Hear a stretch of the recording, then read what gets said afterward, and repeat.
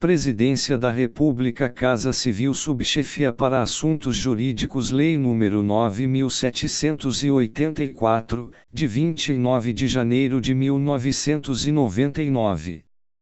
Regula o processo administrativo no âmbito da Administração Pública Federal. O Presidente da República faço saber que o Congresso Nacional decreta e eu sanciono a seguinte lei, capítulo I das disposições gerais. Art. 1º. Esta lei estabelece normas básicas sobre o processo administrativo no âmbito da administração federal direta e indireta, visando, em especial, a proteção dos direitos dos administrados e ao melhor cumprimento dos fins da administração. Primeiro, os preceitos desta lei também se aplicam aos órgãos dos poderes legislativo e judiciário da União, quando no desempenho de função administrativa. Segundo, para os fins desta lei, consideram-se, órgão, a unidade de atuação integrante da estrutura da administração direta e da estrutura da administração indireta. Segunda, entidade, a unidade de atuação dotada de personalidade jurídica. Terceira, autoridade, o servidor ou agente público dotado de poder de decisão. Art. 2º. A administração pública obedecerá, dentre outros, aos princípios da legalidade, finalidade, motivação, razoabilidade, proporcionalidade, moralidade, ampla defesa, contraditório, segurança jurídica, interesse público e eficiência. Parágrafo único. Nos processos administrativos serão observados, entre outros, os critérios de atuação conforme a lei e o direito. Segunda, atendimento a fins de interesse geral, vedada a renúncia total ou parcial de poderes ou competências, salvo autorização em lei. Terceira, objetividade no atendimento do interesse público, vedada a promoção pessoal de agentes ou autoridades.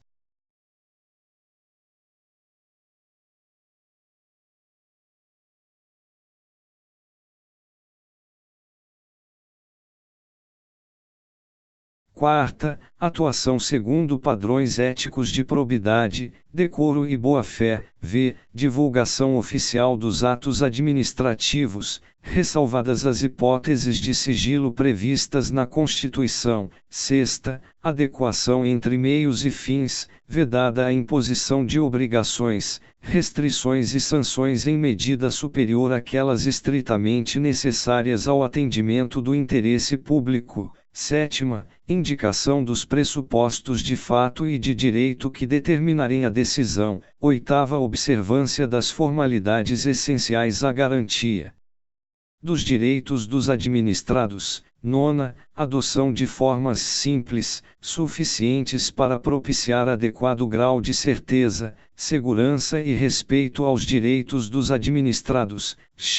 Garantia dos direitos à comunicação, à apresentação de alegações finais, à produção de provas e à interposição de recursos, nos processos de que possam resultar sanções e nas situações de litígio. 11. Proibição de cobrança de despesas processuais, ressalvadas as previstas em lei. 12. Impulsão, de ofício, do processo administrativo, sem prejuízo da atuação dos interessados. 13. Interpretação da norma administrativa da forma que melhor garanta o atendimento do fim público a que se dirige, vedada a aplicação retroativa de nova interpretação. Capítulo 2 dos Direitos dos Administrados. Art. 3º. O administrado tem os seguintes direitos perante a administração, sem prejuízo de outros que lhe sejam assegurados, ser tratado com respeito pelas autoridades e servidores, que deverão facilitar o exercício de seus direitos e o cumprimento de suas obrigações. Segunda, ter ciência da tramitação dos processos administrativos em que tenha a condição de interessado, ter vista dos autos, obter cópias de documentos neles contidos e conhecer as decisões proferidas. Terceira, formular alegações e apresentar documentos antes da decisão, os quais serão objeto de consideração pelo órgão competente. Quarta, fazer-se assistir, facultativamente, por advogado, salvo quando obrigatória a representação, por força de lei. Capítulo 3 dos deveres do administrado. Art. 4 são deveres do administrado perante a administração, sem prejuízo de outros previstos em ato normativo, e expor os fatos conforme a verdade. Segunda, proceder com lealdade, urbanidade e boa-fé. Terceira, não agir de modo temerário. Quarta, prestar as informações que lhe forem solicitadas e colaborar para o esclarecimento dos fatos. Capítulo 4 do início do processo. Art. 5 O processo administrativo pode iniciar-se de ofício ou a pedido de interessado. Art. 6 O requerimento inicial do interessado, salvo casos em que for admitida solicitação oral, deve ser formulado por escrito e conter os seguintes dados: órgão ou autoridade administrativa a que se dirige. Segunda, identificação do interessado ou de quem o represente. Terceira, domicílio do requerente ou local para recebimento de comunicações. Quarta, formulação do pedido, com exposição dos fatos e de seus fundamentos, data e assinatura do requerente ou de seu representante. Parágrafo único. É vedada à administração a recusa imotivada de recebimento de documentos, devendo o servidor orientar o interessado quanto ao suprimento de eventuais falhas. Art. 7 Os órgãos e entidades administrativas deverão elaborar modelos ou formulários padronizados para assuntos que importem pretensões equivalentes. Art. 8 Quando os pedidos de uma pluralidade de interessados tiverem conteúdo e fundamentos idênticos, poderão ser formulados em um único requerimento, salvo preceito legal em contrário. Capítulo V dos interessados.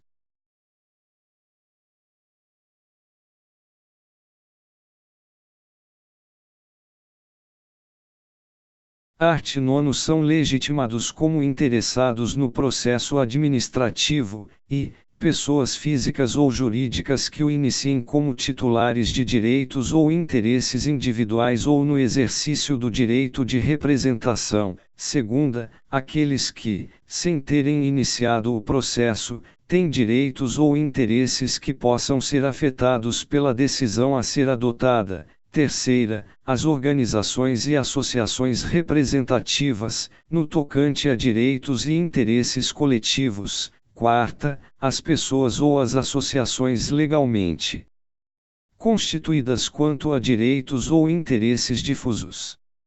Art. 10. São capazes, para fins de processo administrativo, os maiores de 18 anos, ressalvada a previsão especial em ato normativo próprio. Capítulo 6 da competência. Art. 11. A competência é irrenunciável e se exerce pelos órgãos administrativos a que foi atribuída como própria, salvo os casos de delegação e avocação legalmente admitidos. Art. 12. Um órgão administrativo e seu titular poderão, se não houver impedimento legal, delegar parte da sua competência a outros órgãos ou titulares, ainda que estes não lhe sejam hierarquicamente subordinados, quando for conveniente, em razão de circunstâncias de índole técnica, social, econômica, jurídica ou territorial. Parágrafo único. O disposto no caput deste artigo aplica-se à delegação de competência dos órgãos colegiados aos respectivos presidentes. Art. 13.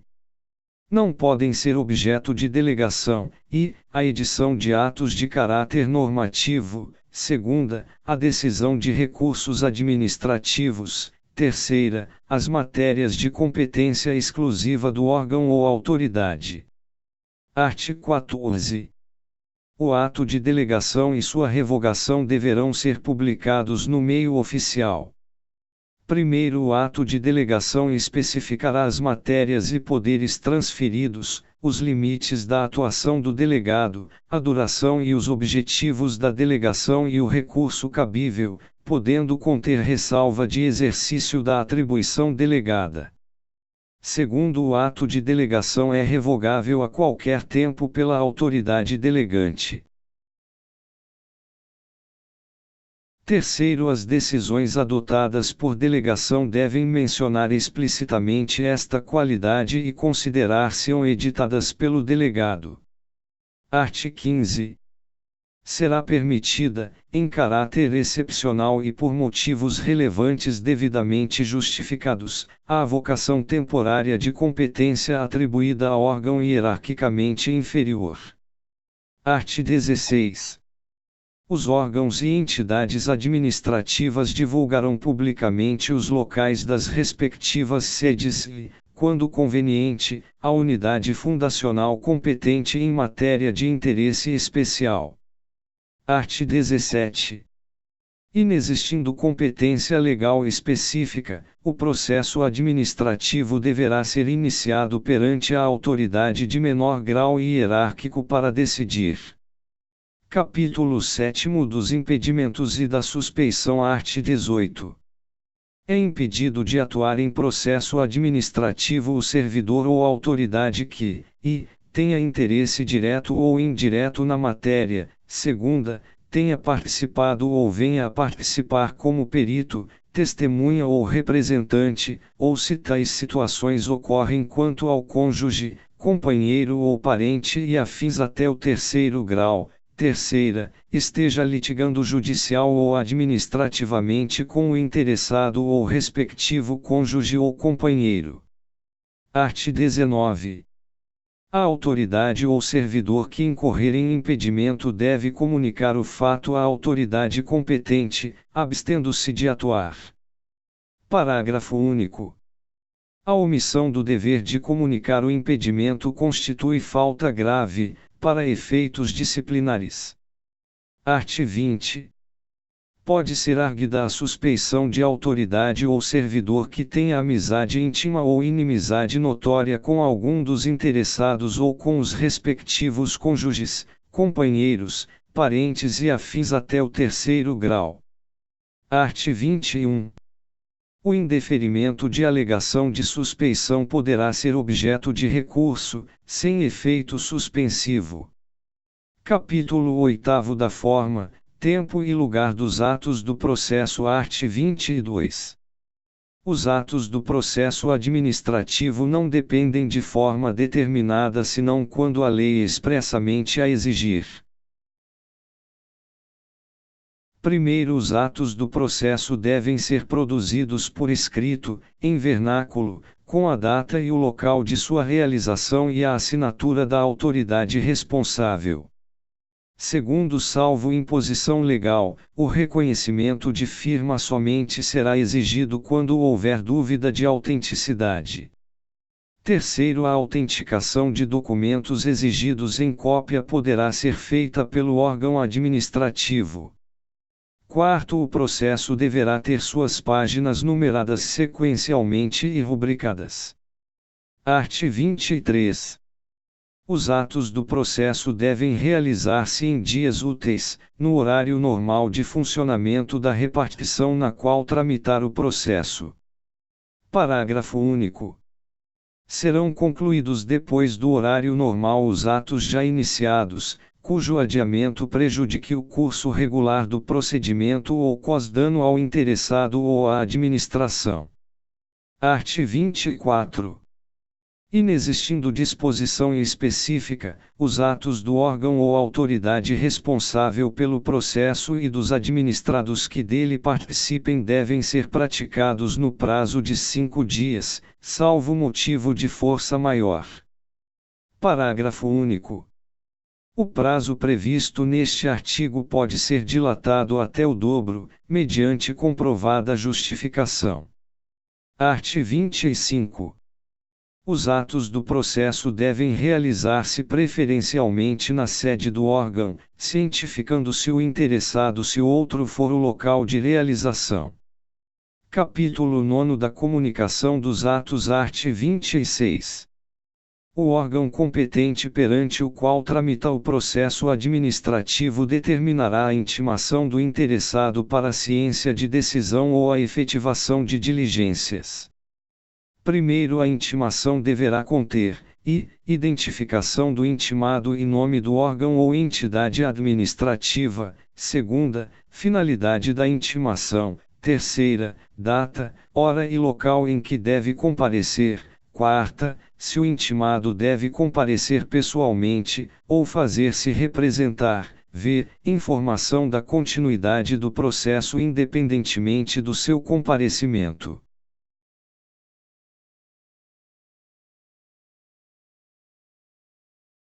Sexta, indicação dos fatos e fundamentos legais pertinentes. Segundo a intimação, observará a antecedência mínima de 3 dias úteis quanto à data de comparecimento. Terceiro, a intimação pode ser efetuada por ciência no processo, por via postal com aviso de recebimento, por telegrama ou outro meio que assegure a certeza da ciência do interessado. Quarto, no caso de interessados indeterminados, desconhecidos ou com domicílio indefinido, a intimação deve ser efetuada por meio de publicação oficial. Quinto, as intimações serão nulas quando feitas sem observância das prescrições legais, mas o comparecimento do administrado supre sua falta ou irregularidade. Art. 27. O desatendimento da intimação não importa o reconhecimento da verdade dos fatos, nem a renúncia a direito pelo administrado. Parágrafo único. No prosseguimento do processo, será garantido o direito de ampla defesa ao interessado. Art. 28. Devem ser objeto de intimação os atos do processo que resultem para o interessado em imposição de deveres, ônus, sanções ou restrição ao exercício de direitos e atividades e os atos de outra natureza, de seu interesse. Capítulo X da Instrução, art. 29. As atividades de instrução destinadas a averiguar e comprovar os dados necessários à tomada de decisão realizam-se de ofício ou mediante impulsão do órgão responsável pelo processo, sem prejuízo do direito dos interessados de propor atuações probatórias. Primeiro, o órgão competente para a instrução fará constar dos autos os dados necessários à decisão do processo. Segundo, os atos de instrução que exijam a atuação dos interessados devem realizar-se do modo menos oneroso para estes. Art. 30. São inadmissíveis no processo administrativo as provas obtidas por meios ilícitos. Art. 31. Quando a matéria do processo envolver assunto de interesse geral, o órgão competente poderá, mediante despacho motivado, abrir período de consulta pública para manifestação de terceiros, antes da decisão do pedido, se não houver prejuízo para a parte interessada.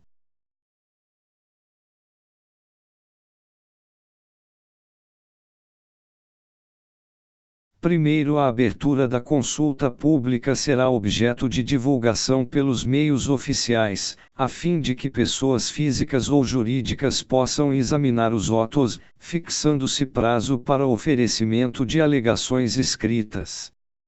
Segundo, o comparecimento à consulta pública não confere, por si, a condição de interessado do processo, mas confere o direito de obter da administração resposta fundamentada, que poderá ser comum a todas as alegações substancialmente iguais. Art. 32. Antes da tomada de decisão, a juízo da autoridade, diante da relevância da questão, poderá ser realizada audiência pública para debates sobre a matéria do processo. Art. 33. Os órgãos e entidades administrativas, em matéria relevante, poderão estabelecer outros meios de participação de administrados, diretamente ou por meio de organizações e associações legalmente reconhecidas. Art. 34. Os resultados da consulta e audiência pública e de outros meios de participação de administrados deverão ser apresentados com a indicação do procedimento adotado. Art. 35.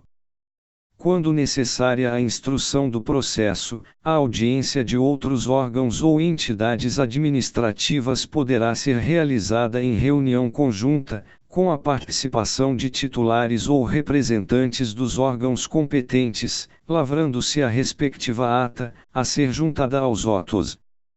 Art. 36. Cabe ao interessado a prova dos fatos que tenha alegado, sem prejuízo do dever atribuído ao órgão competente para a instrução e do disposto no art. 37 desta lei.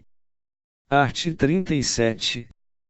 Quando o interessado declarar que fatos e dados estão registrados em documentos existentes na própria administração responsável pelo processo ou em outro órgão administrativo, o órgão competente para a instrução proverá, de ofício, a obtenção dos documentos ou das respectivas cópias. Art. 38. O interessado poderá, na fase instrutória e antes da tomada da decisão, juntar documentos e pareceres, requerer diligências e perícias, bem como aduzir alegações referentes à matéria objeto do processo. Primeiro, os elementos probatórios deverão ser considerados na motivação do relatório e da decisão. Segundo, somente poderão ser recusadas, mediante decisão fundamentada, as provas propostas pelos interessados quando sejam ilícitas, impertinentes, desnecessárias ou protelatórias. Art. 39. Quando for necessária a prestação de informações ou a apresentação de provas pelos interessados ou terceiros, serão expedidas.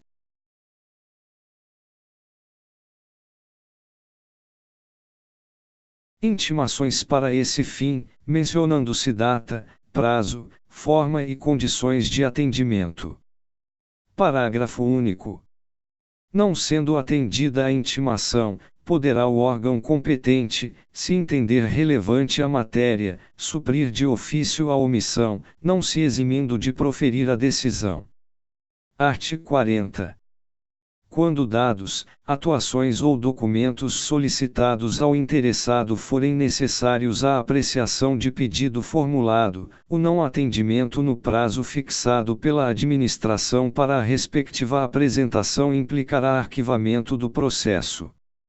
Art. 41.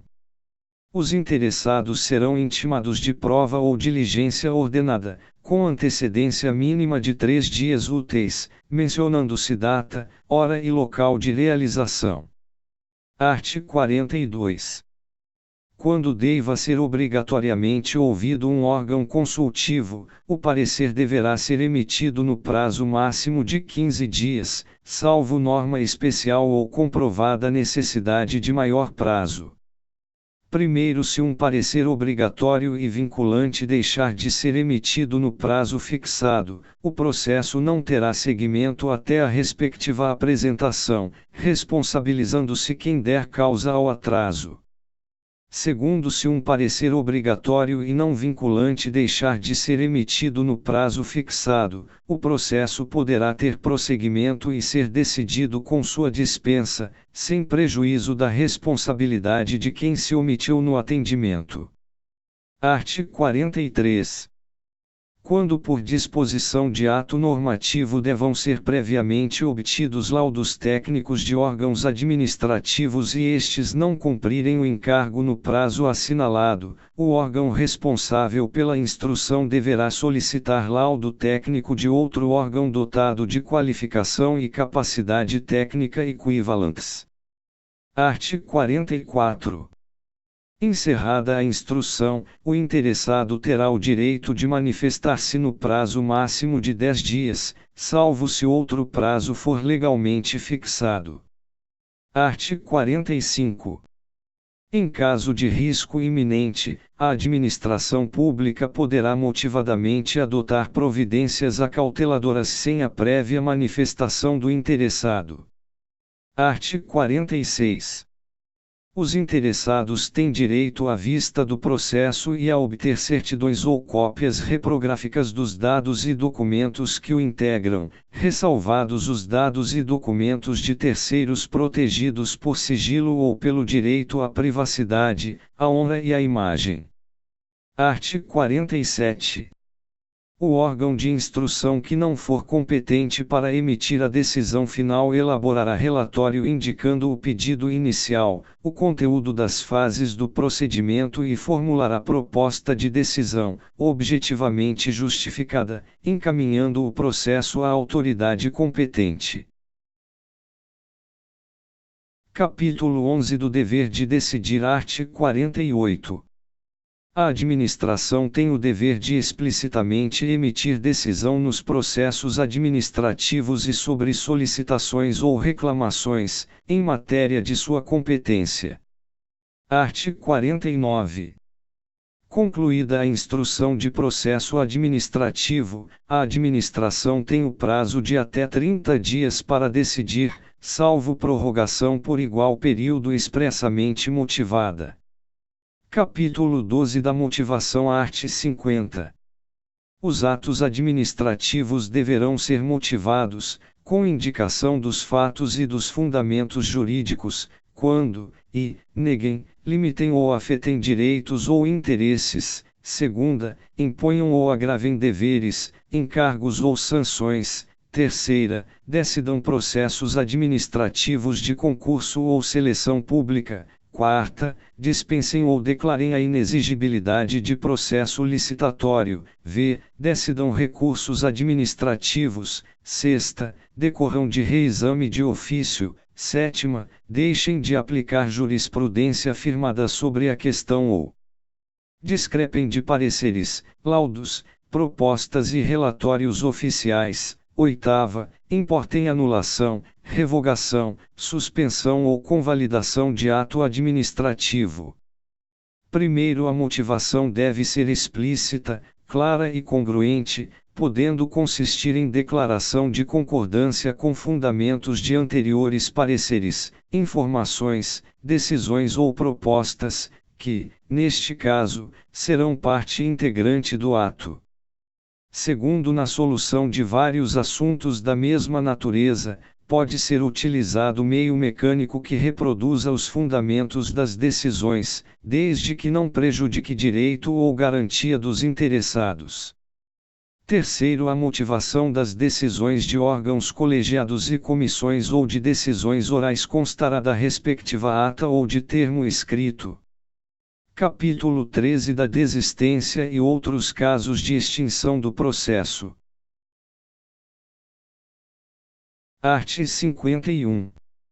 O interessado poderá, mediante manifestação escrita, desistir total ou parcialmente do pedido formulado ou, ainda, renunciar a direitos disponíveis.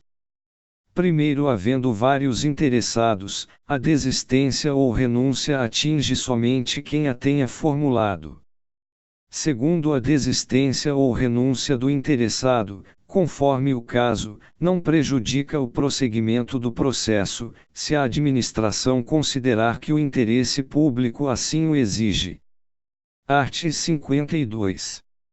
O órgão competente poderá declarar extinto o processo quando exaurida sua finalidade ou o objeto da decisão se tornar impossível, inútil ou prejudicado por fato superveniente. Capítulo 14 da anulação, revogação e convalidação. Art. 53. A administração deve anular seus próprios atos, quando eivados de vício de legalidade, e pode revogá-los por motivo de conveniência ou oportunidade, respeitados os direitos adquiridos. Art. 54. O direito da administração de anular os atos administrativos de que decorram efeitos favoráveis para os destinatários decai em 5 anos, contados da data em que foram praticados, salvo comprovada má-fé. Primeiro, no caso de efeitos patrimoniais contínuos, o prazo de decadência contar-se-á da percepção do primeiro pagamento. Segundo, considera-se exercício do direito de anular qualquer medida de autoridade administrativa que importe impugnação à validade do ato. Art. 55. Em decisão na qual se evidencie não acarretar em lesão ao interesse público nem prejuízo a terceiros, os atos que apresentarem defeitos sanáveis poderão ser convalidados pela própria administração. Capítulo 15 do Recurso Administrativo e da Revisão. Art. 56. Das decisões administrativas cabe recurso, em face de razões de legalidade e de mérito. Primeiro, o recurso será dirigido à autoridade que proferiu a decisão, a qual, se não a reconsiderar no prazo de 5 dias, o encaminhará à autoridade superior. Segundo, salvo exigência legal, a interposição de recurso administrativo independe de caução. Terceiro, se o recorrente alegar que a decisão administrativa contraria enunciado da súmula vinculante, caberá à autoridade prolatora da decisão impugnada, se não a reconsiderar, explicitar, antes de encaminhar o recurso à autoridade superior, as razões da aplicabilidade ou inaplicabilidade da súmula, conforme o caso. Art. 57.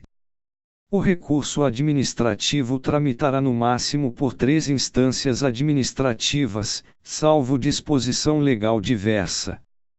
Art. 58. Tem legitimidade para interpor recurso administrativo, e, os titulares de direitos e interesses que forem parte no processo. Segunda, aqueles cujos direitos ou interesses forem indiretamente afetados pela decisão recorrida. Terceira, as organizações e associações representativas, no tocante a direitos e interesses coletivos. Quarta, os cidadãos ou associações, quanto a direitos ou interesses difusos. Art. 59. Salvo disposição legal específica, é de 10 dias o prazo para interposição de recurso administrativo, contado a partir da ciência ou divulgação oficial da decisão recorrida. Primeiro, quando a lei não fixar prazo diferente, o recurso administrativo deverá ser decidido no prazo máximo de 30 dias, a partir do recebimento dos autos pelo órgão competente. Segundo, o prazo mencionado no parágrafo anterior poderá ser prorrogado por igual período, ante justificativa explícita. Art. 60. O recurso interpõe-se por meio de requerimento no qual o recorrente deverá expor os fundamentos do pedido de reexame, podendo juntar os documentos que julgar convenientes. Art. 61. Salvo disposição legal em contrário, o recurso não tem efeito suspensivo. Parágrafo único. Havendo justo receio de prejuízo de difícil ou incerta reparação decorrente da execução, a autoridade recorrida ou a imediatamente superior poderá, de ofício ou a pedido, dar efeito suspensivo ao recurso. Art. 62. Interposto o recurso, o órgão competente para dele conhecer deverá intimar os demais interessados para que, no prazo de 5 dias úteis, apresentem alegações. Art. 63. O recurso não será conhecido quando interposto, e, fora do prazo, segunda, perante órgão incompetente.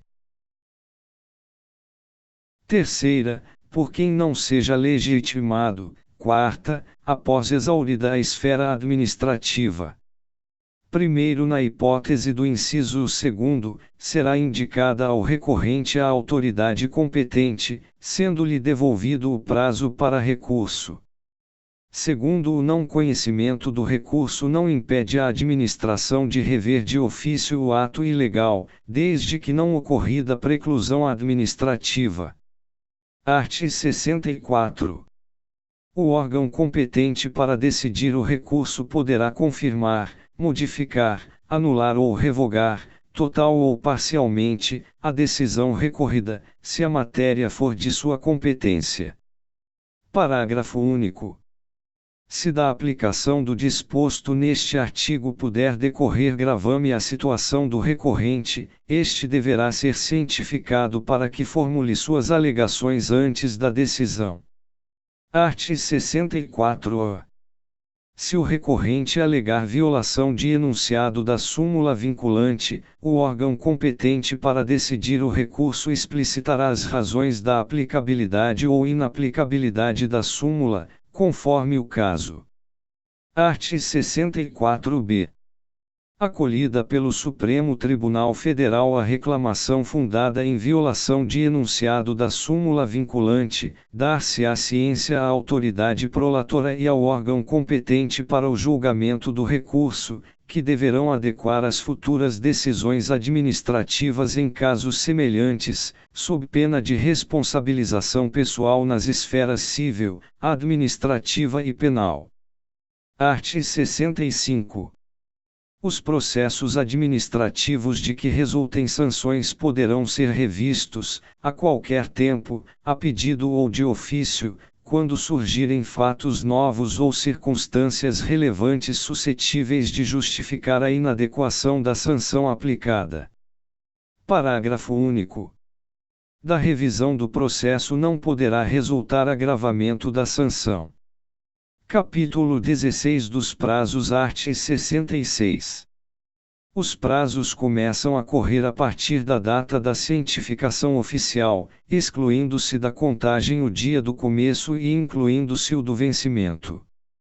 Primeiro considera-se prorrogado o prazo até o primeiro dia útil seguinte se o vencimento cair em dia em que não houver expediente ou este for encerrado antes da hora normal. Segundo os prazos expressos em dias contam-se de modo contínuo. Terceiro, os prazos fixados em meses ou anos contam-se de data a data. Se no mês do vencimento não houver o dia equivalente àquele do início do prazo, tem-se como termo o último dia do mês. Art. 67. Salvo motivo de força maior devidamente comprovado, os prazos processuais não se suspendem. Capítulo 17 das sanções. Art. 68. As sanções, a serem aplicadas por autoridade competente, terão natureza pecuniária ou consistirão em obrigação de fazer ou de não fazer, assegurado sempre o direito de defesa. Capítulo 18 das disposições finais. Art. 69. Os processos administrativos específicos continuarão a reger-se por lei própria, aplicando-se-lhes apenas subsidiariamente os preceitos desta lei. Art. 69-E. Terão prioridade na tramitação, em qualquer órgão ou instância, os procedimentos administrativos em que figurar como parte ou interessado, e, pessoa com idade igual ou superior a 60 anos, segunda, pessoa portadora de deficiência, física ou mental, terceira, vetado, quarta, pessoa portadora de tuberculose ativa, esclerose múltipla, neoplasia maligna, hanseníase, paralisia irreversível e incapacitante, cardiopatia grave, doença de Parkinson, espondiloartrose anquilosante, nefropatia grave, hepatopatia grave, estados avançados da doença de Paget, osteite deformante, contaminação por radiação, síndrome de imunodeficiência adquirida, ou outra doença grave, com base em conclusão da medicina especializada, mesmo que a doença tenha sido contraída após o início do processo. Primeiro, a pessoa interessada na obtenção do benefício, juntando prova de sua condição, deverá requerê-lo à autoridade administrativa competente, que determinará as providências a serem cumpridas. Segundo, deferida a prioridade, os autos receberão identificação própria que evidencie o regime de tramitação prioritária. Terceiro, vetado. Quarto, vetado, art. 70. Esta lei entra em vigor na data de sua publicação. Brasília, 29 de janeiro de 1999, 178º da Independência e 111º da República. Fernando Henrique Cardoso, Renan Calheiros, Paulo Paiva. Este texto não substitui o publicado no DOU de 1º de fevereiro de 1999 e retificado em 11 de março de 1999.